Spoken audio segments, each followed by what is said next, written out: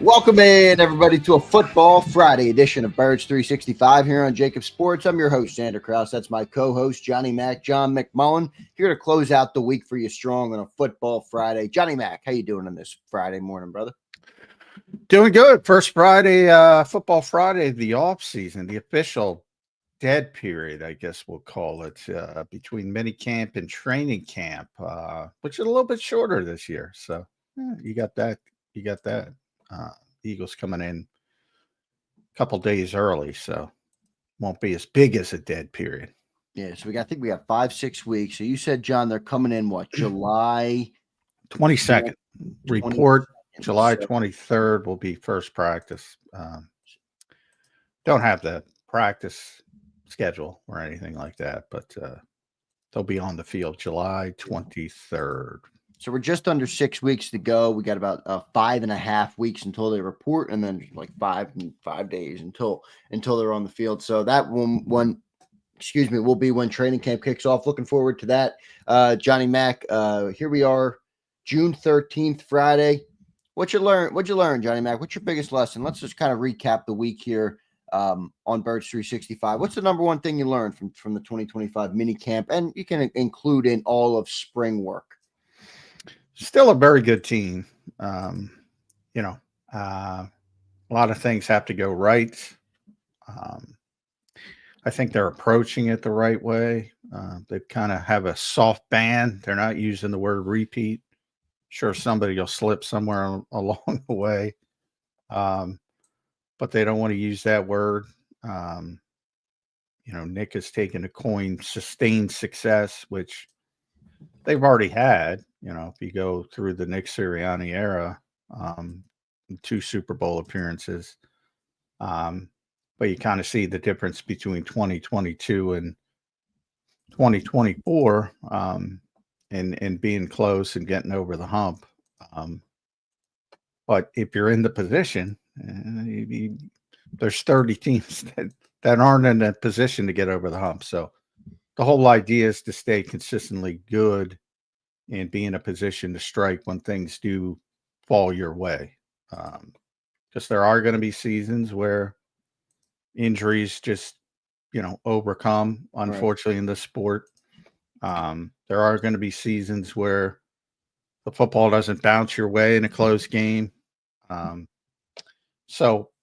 if you're consistently in that position, you have a chance to make those runs. And I think the thought process seems to be not only locally, which is understandable because they're the Super Bowl champions, but even nationally.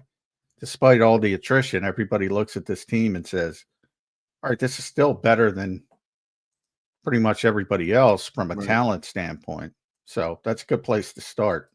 It's a great place to start, man. Coming off the Super Bowl and the team is still locked and loaded. John, what do you think about what they've done so far this offseason as compared to what they did after the 2017-18 Super Bowl, and then also after 22, what they did? Do you think there's a stark contrast to kind of their approach this offseason as compared to how they handled, the type of success they had in those seasons? Well, I think Howie looks back on the Super Bowl 52 championship and thinks he went a little bit too far with standing pat. A much more veteran-laced team than this one, which is a younger group. So just it was easier in theory because they had so many young contributors this year. Obviously, they're going to contribute again. But I think he in hindsight, he looks back at the 2017 team and says, they probably stuck with some aging players a little bit too long.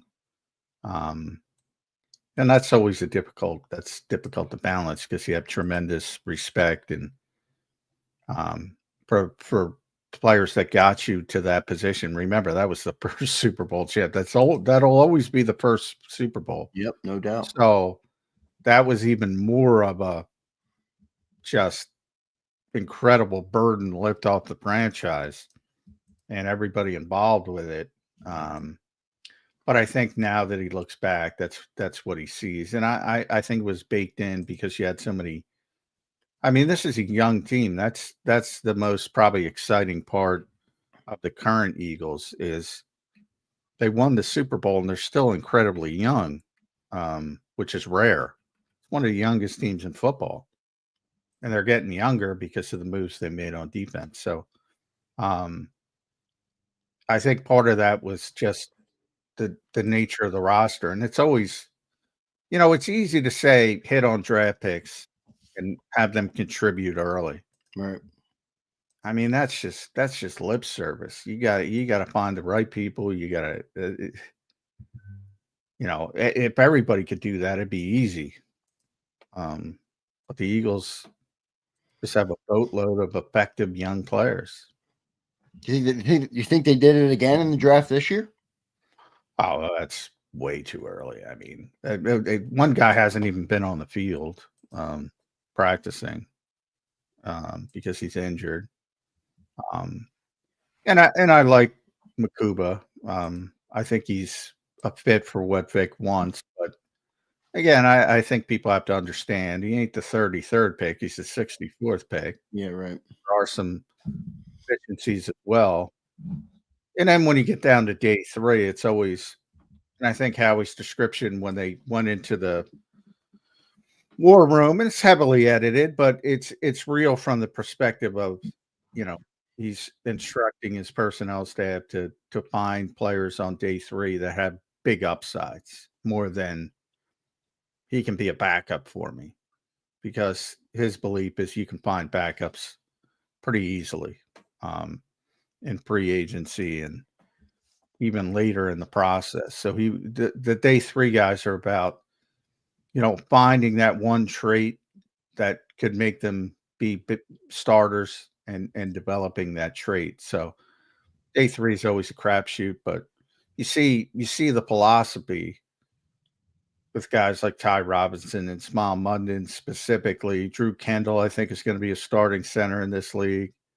They think Miles Hinton has a huge upside, which I was surprised. I thought Cameron was, but they drafted Miles Hinton before. Not, a long time. You're talking about, I think, 16 pick difference, but they picked him ahead of Cameron Williams for a reason. They think he's got a huge upside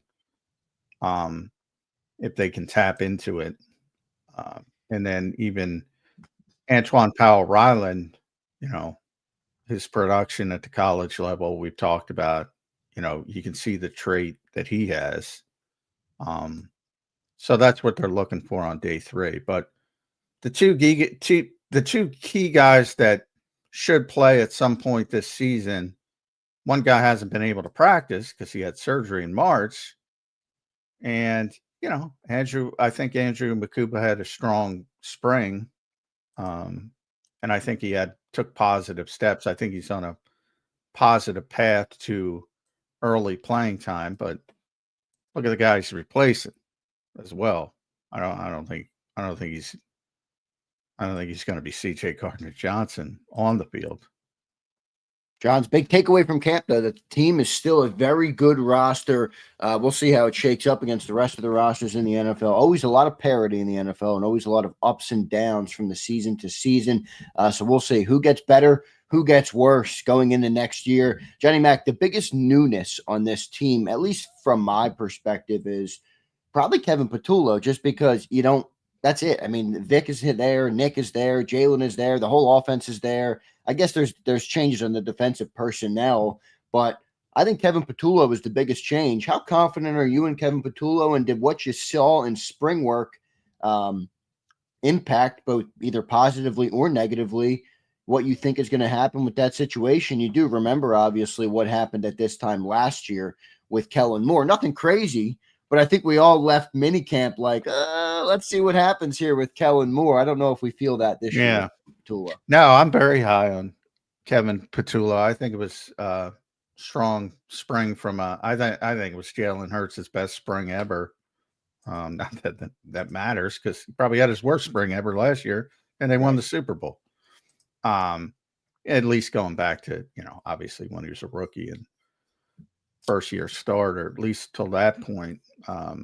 So, take that with a grain of salt, but I think he was very comfortable. Kevin's been here since Nick's gotten here, so I think there's that part of it.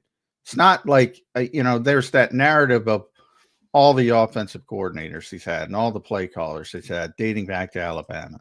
And it's a different guy every year, basically, with the exception of the overlap with Shane Steichen. At Alabama, it was like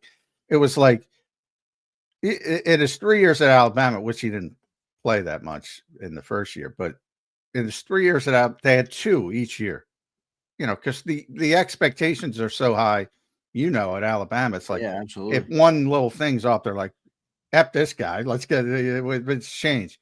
Could be Lane Kiffin or Steve Sarkisian, guys like that early Yeah. in his career. And Mike Loxley, and I Yep, forget I them think all, those are but the 3 you had right there. I think those are the 3. no, there's like 6. There was more? Was there Oh more? yeah. Yeah. Oh yeah. And even here, I think a lot of people don't again, he didn't play a lot when he was a rookie. I got to look this up now that I've gone down this route, but he didn't play a lot here when he was a rookie, but he did play at the end of the season when things went off the rails. And everybody says Doug Peterson. Doug was on the record, said he handed off play calling at times to Press Taylor and Rick Scangarella that season. So there were like 3 different guys who were calling plays at times for him. So there's been, in a lot of ways, he's proven that doesn't matter by his and I'm going back to college where his I think he had Dable too, didn't he? Yes, he had, and that's what I'm looking up. He had, so the first year was Kiffin and Sarkisian, which everybody knows, Lane Kiffin and Steve Sarkisian, because they're high profile coaches. The second one, and everybody knows Brian, of course, Brian Daboll. And then it was Mike Loxley. He didn't finish the season. And then it was Loxley and Josh Gaddis in 2018. That's right. And then 2019 was Lincoln Riley, which was obviously had a great season at Oklahoma. And I think it was a runner-up for the Heisman. In 2020, he got here with Doug Peterson, which I just said. You should also put Doug Peterson / Press Taylor / Rich Scangarella. Not that he played that much, but that's what it was. 2021, Nick got here, which is, he game week 8, I believe, gave it to Shane Steichen. 2022 was Shane. 2023 was Brian. 2024 is Kellen. And 2025 is Kevin Patullo. So I just wrote about this. Jalen was like, yeah, I've gotten better at it. I mean, every year, every single year. Yeah, I like the way he responded to the answer. He's like 6. Is that how he resaid the number back to whoever asked the question? And it's more than that, actually. Yeah. It's more than that. But like I said, look, they won the Super Bowl with the guy from outside the building and a new quarterbacks coach and Doug Nussmeier. So why can't they do it again? And this time they have a guy from inside the building, new quarterbacks coach from outside the building. But who cares at this point? Why is this still a narrative? And hey, I asked the question, and you'll be hearing a lot about that coming up as we get closer to training camp. Well, we get a embargoed session with Nick Sirianni where he talks extensively about sort of big picture issues. And one of the questions I was able to get in there was about that constant churn. And they're kind of flipping that. You can see Nick is kind of flipping it. You can see, because then someone asked him before minicamp, I think it was John Clark, same type of question. And Jalen Hurts got asked the question after the minicamp practice about all the change. And it's like, from their perspective, I mean, the success has been pretty consistent. What do you mean when you say they're flipping it? Well, they're flipping it from the perspective of, I think everybody automatically goes to, it's a negative thing. Okay. And sometimes it's a positive thing. Sometimes because you get, little different things from Nick and Shane and Brian and Kellen and now Kevin, and they add things, and that if you use it in a positive way, you can actually grow and you can actually get better. And I think pretty much if you phrase that to 95% of the fans and even media people, they say, well, that's a negative. And Howie said this a couple of years ago. Now you can get more continuity, but I forget, like, look at the offensive coordinator churn around the NFL. That is not a position where you can keep guys for a long period of time because two things happen. One, you're successful and you get poached, or two, you're supposed to be successful and you're not as successful as people expected, and those guys get fired, which isn't fair, but that's just the reality. So, like, where's this great? And usually, when you have this great continuity, and you could point the outliers, it's because you're just kind of good, but not great. Nobody wants the guy. Is that the situation you want?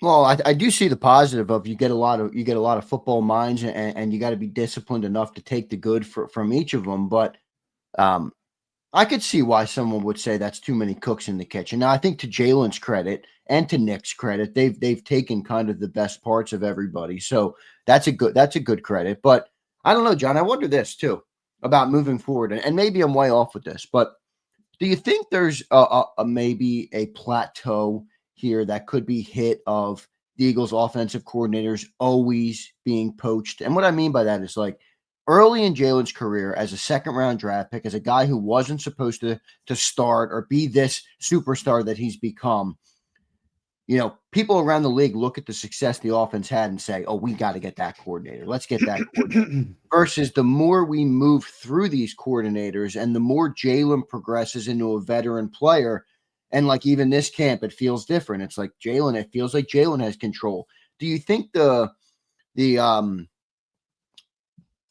you think it'll lessen how much credit the coordinators are getting? Not that it's a negative thing for them, but maybe it takes off every year they're either hired or fired. Like, look at Lamar Jackson, right? They've had an incredible offense basically every year. I don't think one of his offensive coordinators have been hired. I think he had Marty Morningweg, and then I think he had Greg Roman, and then I think he had Todd Monken, who he still has. And that's not to say that those guys aren't good coordinators, but I think there's just a plateau of, not everybody's looking to go and grab them because they don't have Lamar. I wonder if that could happen here with Kevin Petula, where I'm not going to say he's not going to be a candidate, but maybe it's less enticing to go and grab the guy, who's working in Philly, because you feel like Jalen is the reason for the success a little bit more so now than you did year one or year two. Well, there's part of it. The Eagles have also hired, you bring up the Ravens offensive coordinators. There's also two things there. There's also been tremendous churn because they haven't reached their expectations. But they've also hired veteran guys who are like Vic Fangio is the best defensive coordinator in football. He's not a head coaching candidate. Yeah, right. I see where you're going with that. Greg Roman, Todd Monken, Marty Morningweg. They're all older. Well, Todd's a little bit different, but again, if they win the Super Bowl, you're going to hear Todd Monken's name. But Greg Roman, he's been there like twice, I think. Mark Trestman. Gary Kubiak was there at one. Jim Caldwell after he was ahead. All guys sort of. Gary Kubiak was on the down tick of being a head coach, like Vic. So that's part of it. And the Eagles have hired, young guys with ambition. Shane very young, Brian very young, Kellen very young, and now Kevin very young. And to your point about Kevin, no, if they win the Super Bowl, he's gone. He's going to be a head coach. He's going to be a head coach. Yeah, you're probably right. Now, just as easily, if they don't win the Super Bowl and it's like a bad exit, he might be Brian Johnson. Yeah, that's the part that feels goofy to me. Like, it shouldn't be boom or bust every year. It should be. You're right, but it is. Yeah, these organizations get way too much credit for making good decisions. And I'm not saying Kellen Moore doesn't deserve to be a head coach, because I think Kellen's a good coach, and I think he's going to do a fine job. Not this year; they're going to be bad, but I think ultimately, if they give him time, I think he's going to be fine. But yeah, I mean, if they don't go on their run, Kellen Moore isn't even a hot candidate because of what went on during the regular season. You know, he had been a hotter candidate, I would say, before he interviewed for the Eagles job when Nick got it. And he had multiple head coaching interviews until he left Dallas, and then he had to sort of rebuild. But yeah, I mean, that's what it is. And again, I bring up, and I know people, I hate when I bring up the Rams game and how close they were to going in a negative direction. But again, listen to what I'm saying. I'm not talking about the game. It happens all the time. If they lose that game, Kellen Moore's here. Simple as that. So Jalen Carter turned, in essence, if you want to, Jalen Carter turned Kellen Moore from second-year Eagles offensive coordinator to Super Bowl champion and head coach of the New Orleans Saints. He's not even getting a snip. Mission check. He's not even getting a snip as a head coach if they don't win. So yeah, Kevin's getting a job if they win. And by the way, I'm firmly on record saying I think they're going to have a better, more well-rounded offense this year, and I think Jalen Hurts is going to have a better season. Doesn't mean they're going to win the Super Bowl, because I think the defense isn't going to be as good. And this is a complimentary game, but I think Jalen's going to have a better season. What do you think's next for Jalen? Do you think it's time for him to I don't want to say run less, because I like you always say, like, what are you going to take away a guy's skills? I mean, what's the point of that? But I do think he's smart enough to know, you know, if you want to play deep into your 30s or even into your 30s at all as a running quarterback, you're going to have to make sure all the other areas of your game are polished. Do you think he'll try and start to – now, I think he has. People have seen since he got his big contract, he slid a little bit more. And, you know, we had one person in the comments one day who was like, you know, he's sliding. I don't like it. I'm like, really? You want your $50 million quarterback just running head first into, you know, in the linebackers and safeties? I don't really want him doing that. So I got no problem with him sliding. But do you think he starts to change that approach at all? No, I don't think he thinks one iota about when he's 32 or 33. Right. You know, one thing I'm impressed by Nick Sirianni's ability as a head coach is to get, and I'm sure it doesn't work with everybody, but it works with the vast majority of players, is that whole mindset of all the cliches, being where your feet are, and, you know, don't think about tomorrow, think about today, get 1% better every day, blah, blah, blah. Like, to the point where, like, it's a waste of time. Closed circuits, all the TV guys out there. It's a waste of time to ask any Philadelphia Eagle coach, player, executive about something in the future. You're not getting an answer. You're getting the same answer. It's about getting better right now. It's about when the season starts. It's about week 1 against Dallas. Don't ask them about week 3 or about an upcoming opponent down the road. You're not getting an answer. I mean, there's still things to analyze in the macro, no? I'm just saying from their perspective. Right. No, we can do it. We do it all the time. Right. But what I'm trying to say is they truly believe it. That's what I'm amazed by Nick Sirianni, to get as many people on board with that mentality. Like, I don't think Jalen Hurts has thought one day in his life about what he's going to look like as a 33-year-old quarterback. I really don't. You know, he's so hyper-focused on getting better right now and about doing things and about being successful right now. And obviously he's financially set for life. Not that, you know, once you make that kind of money, you want to keep making that kind of money as long as humanly possible. But yeah, it's pretty amazing the way he keeps everybody on the same page from that perspective. And that's where you brought up, which is the quote I love, and it was actually a Connor Barwin quote. the burden of leadership is repetition. Because, yeah, I roll my eyes at some of the Nick Sirianni cliches because I've heard them 150 times. Right. But they land because of Exactly. that. I mean, our opinions don't really matter because it's working. Yeah, it lands because of that. So no, and Saquon's the same way. He just talked about it. He's like, he's not thinking about touches and keeping himself good so he can play when he's 31. And I think for the most part, especially the key players, the really good players on this team, all have that same mindset, and it's pretty impressive. And I think it's one of those. It's probably boring, but it's one of the secrets to their success. Because, I mean, as just a normal person, earlier in my career, you hear stuff like that and you go, yeah, right. You're thinking about 3 weeks down the road. Well, they're not. They're not. And, that's how you become successful, to compartmentalize that.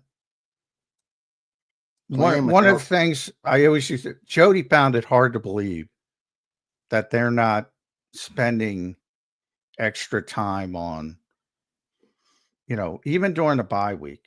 Like, the assumption is, all right, get to work and do it. They don't do extra work.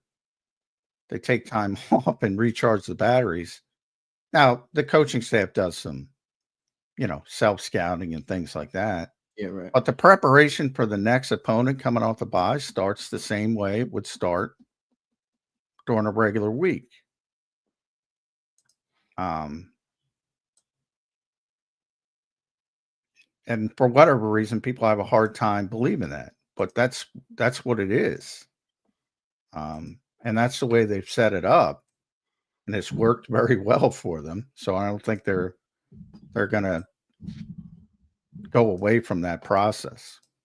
No, I agree with that. I agree with that for sure. Good stuff there, Johnny McMullen and Jalen. Good stuff on the offensive coordinator. Last question on offense post minicamp.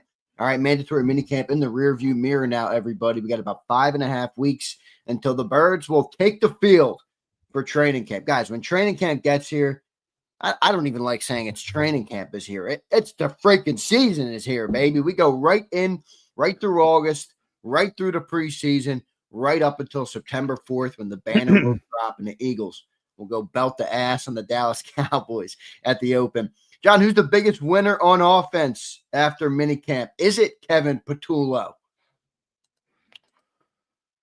I don't think he's the biggest winner. I when I think winner, I got to think player, and everybody's so entrenched on offense. I would go towards guys who open people's eyes, and to me, it would be like a Terrace Marshall. Like, you sit there and say, all right, that guy took advantage of a bunch of reps because AJ was limited, and not because of injury, but because I don't want to scare people, because the Eagles didn't want him working. Don't want him like getting. You just said. Yeah, they're not working. Yeah.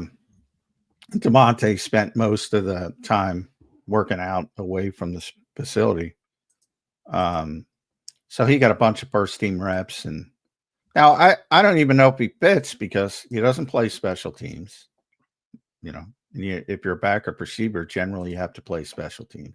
He was a star at LSU, so he didn't even play special teams at college. So I don't even know if he fits, but when you think about some of the backup receivers, just from the knowledge, and I think a lot of people don't think about, well, you got to do something else. You got to return kicks. You got to be on kickoff coverage. You got to block, like Johnny Wilson. I don't know if he has that special trait to make the back end of the roster, but if something does happen, all of a sudden he jumps to the forefront. And the Eagles wanted that type of player last year when they signed Devontae Parker. A lot of people forget, and Devontae just retired one day.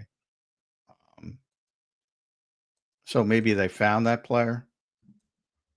But man, everybody's so entrenched, and the one guy who isn't entrenched is kind of entrenched, Tyler Steen, because I think he's going to be, barring injury again in training camp, I think he's going to be the starting right guard. And I don't know, it could be a Isaac Seumalo situation in 2017 where, might be a little bit too early for him, and he doesn't play well early, and they make the move to Matt Pryor like they did with Wisniewski that year, the veteran player. I could see something like that happening, but I think he's going to be a star. Everybody's entrenched on offense. It's pretty amazing. And then on defense, there's plenty of guys, but Jalix Hunt, we talked about. Kaylee Ringo really closed out the spring on a high note. Jeremiah Trotter Jr., probably the biggest winner, because they, in the situation they are right now, like he is the starting linebacker. Like he got every single first team rep, every single one. And that's what I expected. Well, I called it the spring and summer of Jeremiah Trotter because I knew he was going to get a bunch of, I didn't expect 100%, but that's what it was. Did he look the part? I know you're not seeing much from a. Yeah, he did. That's nothing splashy. Overall, I think. But that was the kind of we only saw 3 practices. B, they're trying to grow that underneath game just like they were trying to grow it last spring. And this time it looked a lot cleaner from the offensive perspective. Ball didn't hit the field that much. But it was mostly underneath stuff. And, Vic's defense will take, you want to dump it off and rally and tackle, he'll take that all day. And I think Trotter did his job. So I would say he's the biggest winner and online to be a week 1 starter. Now, he's a week 1 starter because of injury, but nonetheless, week 1 starter. Yeah, and we'll talk about that because I do have to go there on the Kobe Dean. We'll talk about that in just a second. John, I want to go to Keely Ringo for a second. All right. And everybody in the chat, I want you to know that I don't ask this question because I doubt Keely Ringo. I think this team is in a rare spot where they truly, as John pointed out in the opening question of today's show, they truly still have a roster that's capable to be in the conversation and win another Super Bowl this year. Has Keely Ringo earned the looks he's getting, or is it because they didn't add anybody? And when I say that, it's not that I doubt Keely. It's just that, it's not really the time to be letting somebody go and see if they take the job, right? Like we got a chance to go and win a Super Bowl. If you can get a corner that's going to make your team better, get the damn corner. And I don't know if they need that. Has Keely earned it, you think, or is it more just slotted in business, kind of business as usual? Well, I think he earned it by the standpoint. Like I always say, I think people get hyper-focused on the moment. I think he's earned it by the first 2 years he's been here and the confidence that the Eagles had to say, all right, this is it. This is his time. I think he's earned it from that perspective. Now, you could make the argument that they made the wrong evaluation and Slay still had plenty left in the tank. And, those are all valid arguments. Or, would Jair Alexander, somebody like that, be better in the short term? Probably, if he stayed healthy. You can make those types of arguments. But, yeah, I don't think they're just handing things over to the players because they don't believe in players and, it's just because he's the next guy. I mean, did they want to save a little bit of money? Yes, but that's part of it. But, if they had nothing, ultimately their plan was they were going to move on from Dallas Goedert. That was the plan. And, they didn't get what they were able to, they didn't get anything in the draft from a perspective. I think that was a key part, how the board fell. And all of a sudden, things didn't work out on the trade market, and Dallas was willing to come down a little bit, and they had the reunion. So there's some malleability there if things can go in a negative direction. But Kelly was already in-house. Like, they had to go get a tight end. And I'm not talking about Kylan Granson or Harrison Bryant. They had to go get a tight end if they weren't going to move forward with Dallas Goedert. They didn't feel they had to go get a cornerback because of the upside of Kelee Ringo. And, you get the insurance policy with Adoree Jackson, who, by the way, is a player I think they like a lot more than people realize. So they were able to do that. So there's always those contingencies still, and that's what Howie's good at. But no, they're very high on Kelee Ringo. Yeah, well, I think what you said too about Adoree, and I'll go there. I just met, somebody in the chat was just talking about it. Remember, guys, they did lose 2 cornerbacks. They lost Slay and Isaiah Rodgers. So, I don't know if, somebody said, well, why'd they sign Adoree if they were confident in Kelee? Well, I think they did need still another body, and maybe Adoree's playing that Isaiah Rodgers role. At least that's how I see it. How do you see that, John? Yeah, well, and Isaiah was a good player, and I'm glad you brought him up because, they're raving about him out in Minnesota, and he's going to be a starting corner. Yeah, Slay was great last year, John, but he missed a good amount of time, and Isaiah was really good in the moments that he filled in. Yeah, he was. But to the point of the commenter, I mean, Adoree's in the Tamu group of signing. I'm trying to look at his exact number. Adoree, 1 year, $1.75 million. I thought Adoree got a little more. Wasn't he the one that got a little bit more? No, Aziz was the one. Oh, Aziz, that's right. Okay. I mean, yeah, they like him as an insurance policy. If they needed a corner, they would have just paid Slay. But they're confident in, because I think Slay would have took $10 million here to return. Yeah, I definitely think so. So yeah, they're very high on Kelee Ringo.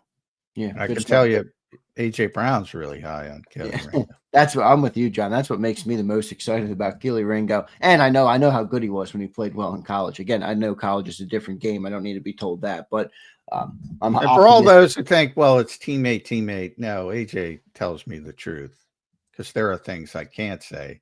He does not just default to everybody's great. Right, everybody's great. Exactly. Good stuff there. John, last question before our first commercial break. I'm going to welcome and thank everybody for being here, by the way. Here in June, we got 2 super chats we'll get to as well before our first break. Hit the like button, everybody. We appreciate all of you guys being here. 5.5 weeks till training camp. Full steam ahead after that, everybody. We're ready to rock, ready to go back and try and repeat as Super Bowl champions the Philadelphia Eagles are. Is Nakobe Dean still in the plans, John? I don't know, man. I like Nakobe Dean a lot, but to me, it looks bleak for him as a future in Philadelphia. What do you see there? Yeah, I mean, he's in the plans this year, but I don't think it's going to be very difficult to find a path for him in 2026. So it depends how you look like. Oh, what if Trotter comes in and plays great, and then Jahad Campbell gets healthy by week 5 or 6? Yeah, I think people forget how well Nakobe Dean played last year. I know, but now, again, health-wise, health-wise is the biggest issue, because he's had 2 significant leg injuries, and this one is what it is. It's destroyed the careers of certain players. I'm just saying, if the same guy shows up, which is a big if, but if he plays like he played last year, yeah, he's got nothing to worry about. He's a starting middle linebacker. Yeah, he was a damn good player. Yeah, I don't want people to think I don't think he was a damn good player last year. I'm just looking at the business and the, like for example, let me give you a better example. If Jeremiah Trotter Jr. plays like Oren Burks did in the playoffs last year after Nakobe got hurt, it'd probably be hard to take that guy off the field. Now, I'm not saying they wouldn't, but don't you think that would create a little bit of a dilemma? Kind of back to the dilemma of, We have a cost-effective guy in Trotter that's getting significant reps right now, getting better, and we could have him for 3 years. Or Nakobe Dean, who's probably going to leave the team after the season because we can't pay another linebacker. We have Munden, we got Bond, we got Jahad Campbell. Like, I don't know if the future's there for Dean, and maybe that impacts the way they use him this year. Well, I don't think the future is there for Dean again in 2026 because you just drafted Jihad and he'll be healthy by that point. And obviously the long-term goal is to get that interchangeable mix between Zach Bond and Jihad Campbell. That's the long-term goal, if they can get to it. And have sort of a different setup as far as third down with their versatility and usage, which you can't do with Nakobe or Jeremiah or Smile.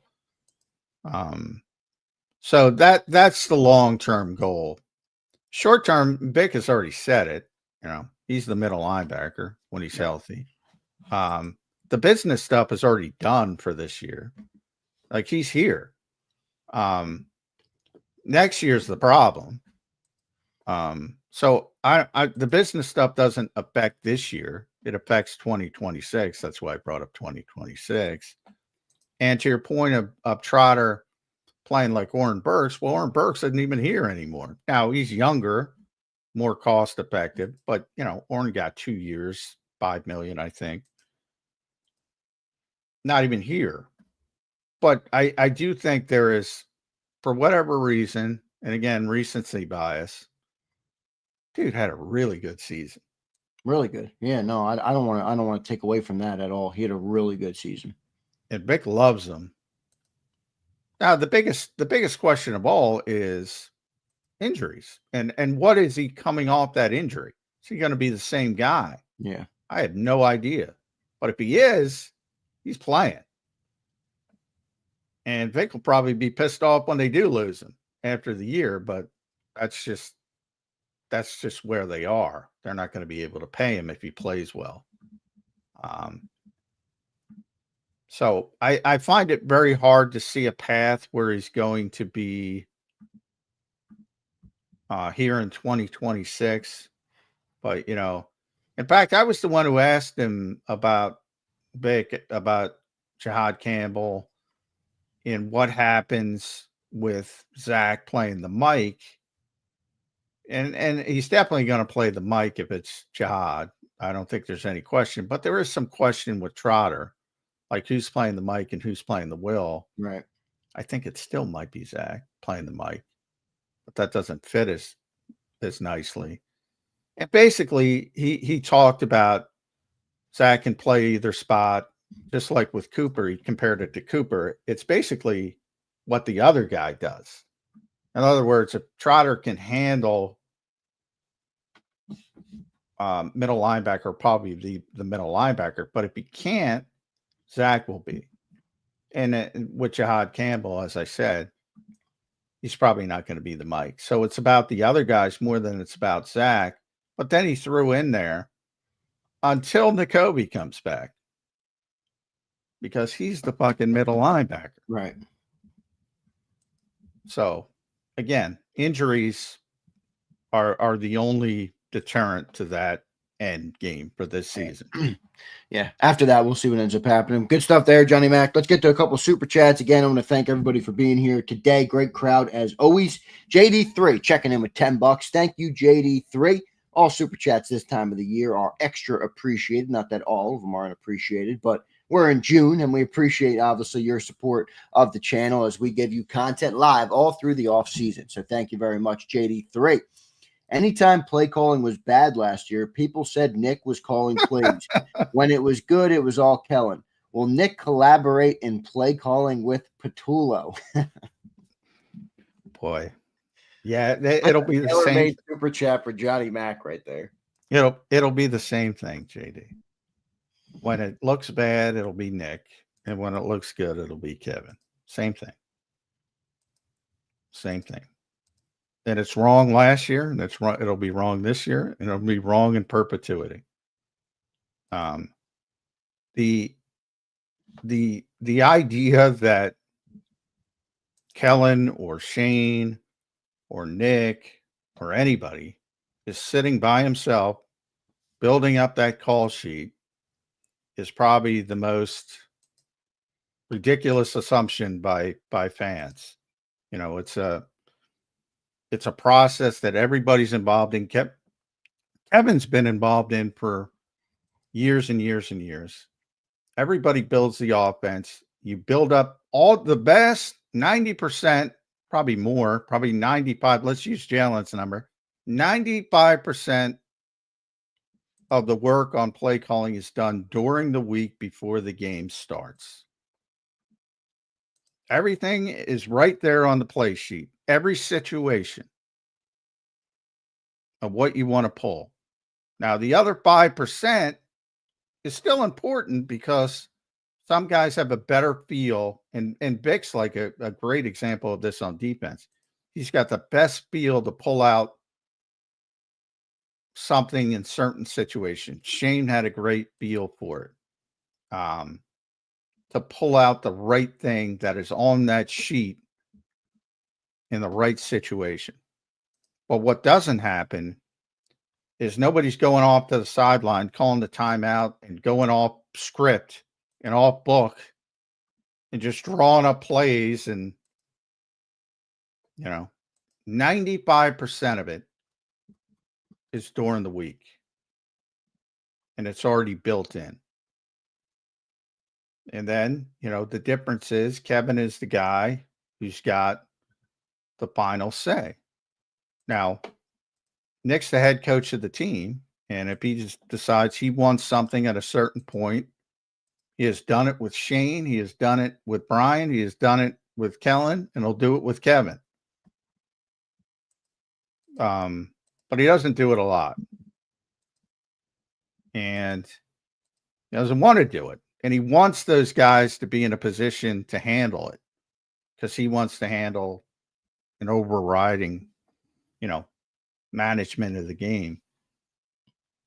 So, yeah, I mean, you're right. That's exactly what happened. And by the way, I predicted that. When things went badly, it was going to be Nick. And when things went well, it was going to be Kellen. Same thing's going to happen this year because people think Nick's a bad play caller because he gave it up.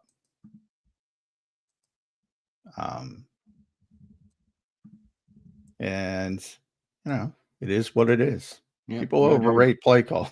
Yeah, they do. No doubt about it. Dank Bird Gang checking in. What's up, Dank? Member for 23 months. That's a lot of time. Thank you, Dank. Appreciate you, brother. Dare I say, New Heights is better than Exciting Mike's podcast. We got some podcast crime right here, Dank, with giving a little love to the Kelseys over Cooper and Reed. I haven't listened really to either, so I can't. Yeah, I can't. I get clips sent to me. I see certain clips, but yeah, I don't. I mean, Jason's more entertaining. I mean, Jason is very entertaining. Yeah. Honestly, Travis kind of is too on the pod. I mean, I've those seen guys clips with you. I don't like seek out the full shows or anything, but I do watch the clips. I mean, Reed and Cooper are kind of, and again, I haven't seen the show, but they're kind of understated guys. So. Yeah, Cooper is. When he asks questions, like he asked Zach Bond, and he's just like, "What drives you this year?" It's just like real. Well, yeah, I mean, there's nothing wrong with that. I assume Eagles fans want to hear from the players, and if they're interviewing Zach Bond, I'm sure they want to see it. But yeah, I would say, I mean, Jason's one of the most entertaining people I've ever met in my life. So that's a tough bar to cross to get out. Thanks for the message, brother. Scott Squad checks in. $2. Thank you, Scott Squad. Dean was the play caller plus best tackler last year. That's for sure. He ain't the play caller. That's Vic. He imports what Vic wants done on the field. Right. But that's still an important job. He's the communicator. And it's an important role. But it goes from Vic to Bobby King to N'Kobe Dean. And yes, it is an important role. And then Zach took it over and did fine. Does it go to Bobby King first? Yeah. Oh, I didn't know that. I thought it was Vic in his ear. Bobby's the one that sort of, because Vic is upstairs. So sometimes there's, and it can be Vic directly, but sometimes there's stuff that has to come from the field. So as with everything, it's a very collaborative process. But if there's something that has to be, one of the things about, you see a lot of defensive coordinators or offensive coordinators on the field and some up in the booth. Vic likes the booth. But there's some things you have to be on the field to actually impart to the players, obviously. Yep. And that's Bobby's generally responsibility. Got it. Scott, thank you, brother. Appreciate it. East Coast Rico checking in. J-Mac, what makes you say stop it the most? That's a good question right there. Well, that was a good one. Play calling is one. All the mislabeling, that bothers me. The constant yearning for big names bothers me. The big name traps. Which is very prominent here in Philly. Every time a name comes up, we want them. Yeah, those are some are just unrealistic.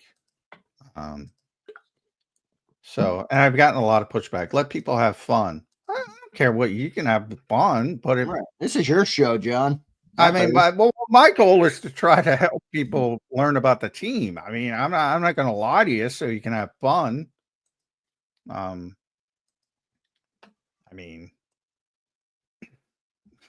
so there's a bunch of things, but those are some of the things. Good stuff, East Coast Rico. Thank you, brother. Thank you, everybody, for the super chats today. Kimberly Sirico. What's up, Kimberly? I hope you're doing well. Appreciate you being here as always, Kimberly.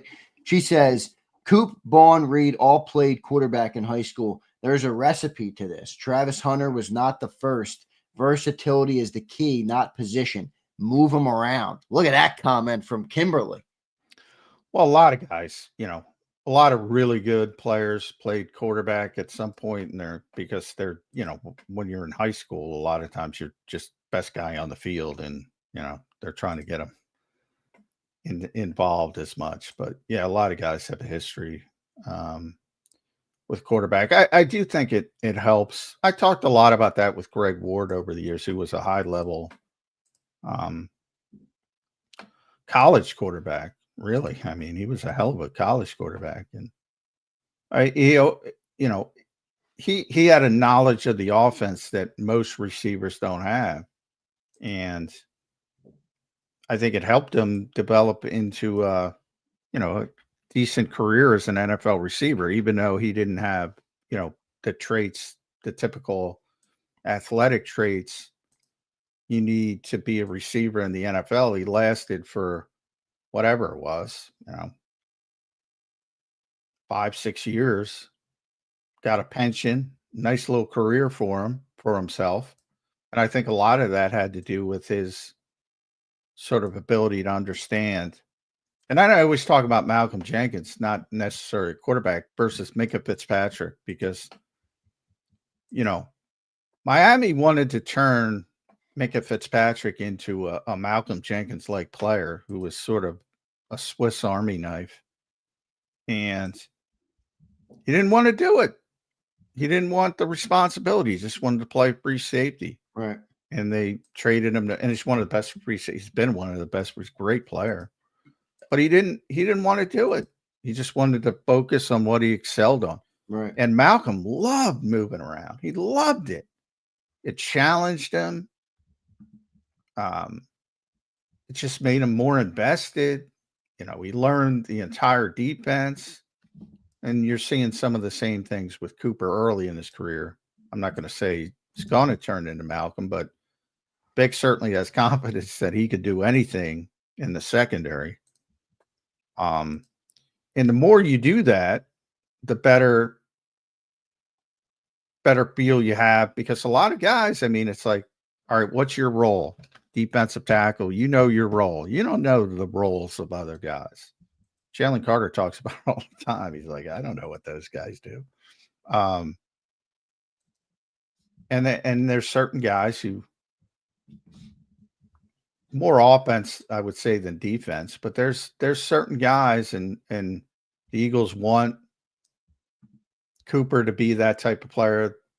In the front seven, they want Zach and Jihad to be that type of player.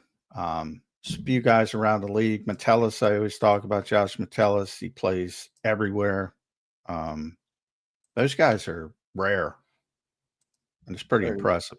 Yep, good stuff there. Good answer there. Jason A-Team checking in. Member for 11 months. A-Team, thank you, brother. 11 months, man. We appreciate your membership and your support as always, Jason A-Team.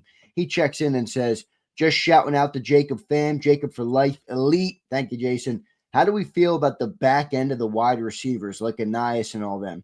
Who do you think is a cut candidate that didn't get cut last year? Yeah, so Jason, if you were in here earlier, John did mention those back end wide receivers. John, your response to Jason. Yeah, I think it's a lot. That's one of those things. It's like roster building 101. It's like, what do you want? Do you want just a backup receiver? Because then I think guys like Terrace Marshall and Danny Gray are better than Anais Smith and Johnny Wilson. But typically, you only got 53 guys. You only got, 46 on game day. So you have to do something else. If AJ Brown and Devontae Smith and Jahan Dotson are healthy, you're not getting any reps to play wide receiver. So you got to help somewhere else. In Anais' case, as a kick returner. In Johnny's case, with a run-heavy team, he's a good blocker. He can play a little bit on special teams as well, coverage. Whereas Terrace Marshall was a star at LSU. He didn't even play special teams in college. And he hasn't played special teams in the pros because he was supposed to be a big-time receiver. Hasn't worked out for him. And even Danny Gray was a third-round pick coming out of college. He was a star in college. And he's not a special teams player. Now, he might be able to help a little bit as a kick returner. So maybe he can open some eyes that way.